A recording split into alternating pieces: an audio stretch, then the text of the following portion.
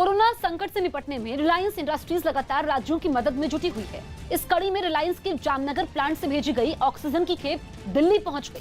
Reliance industries ने अप्रैल में 15,000 metric ton oxygen कई राज्यों को सप्लाई की। इसके लिए रिलायंस ने किसी राज्य से कोई चार्ज भी नहीं लिया। रिलायंस की ओर से भेजी गई ऑक्सीजन से करीब 15 लाख लोगों को मदद मिली है।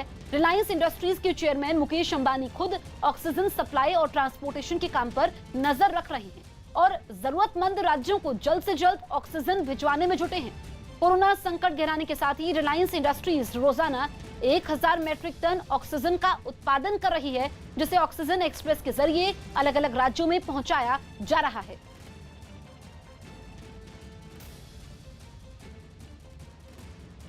चीन के जिस वुहान शहर ने पूरी दुनिया को कोरोना वायरस नाम का नासूर दिया, वहां लोगों के पागलपन की हद तक उतर जाने की मस्ती का एक वीडियो वायरल हो रहा है, सामने आया है, जो कोरोना काल में बाकी देशों के मुंह पर जोरदार तमाचे की तरह है।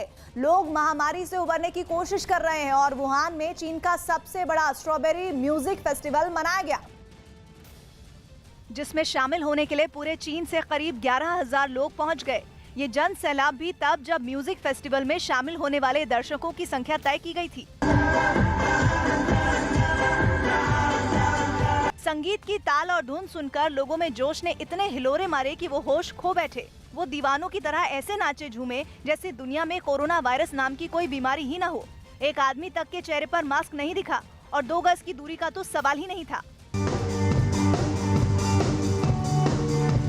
सुबह से शाम हो गई, लेकिन भीड़ ने घर जाने का नाम नहीं लिया।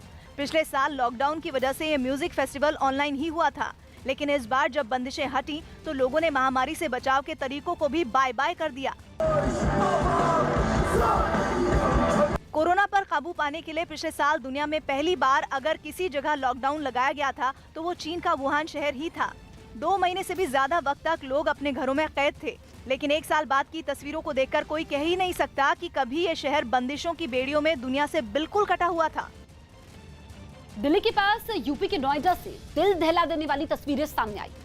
वहां भीषण आग में कई झुग्गियां जलकर राख हो गई। इस हादसे की जानकारी मिलते ही दमकल की कई गाड़ियां पहुंच गई, लेकिन तब तक 35 से ज्यादा झुग्गियां इस आग में घिर गई। उसकी लपटें इतनी तेज और ऊंची थी कि उन्हें दूर से भी देखा जा सकता था। इसके साथ ही धुएं का गुबार आसमान तक फैल गया।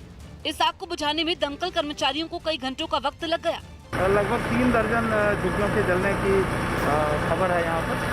गनीमत ये रही कि आग फैलते ही उन झुग्गियों में रहने वाले लोग बाहर निकल आए थे, जिससे बड़ा हादसा टल गया। खबर है कि पुलिस ने एहतियातन आसपास की दूसरी झुग्गियों को भी खाली करवा दिया। राहुल गांधी की लॉकडाउन वाली मांग पर घमासान हो गया।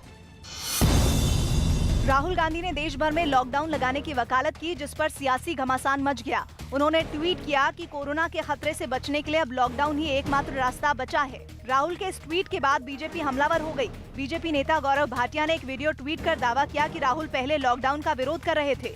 A lockdown is in no way a solution to the COVID virus. Delhi के डिप्टी सीएम मनीष सिसोदिया और स्वास्थ्य मंत्री सत्येंद्र जैन ने रामलीला मैदान का दौरा किया।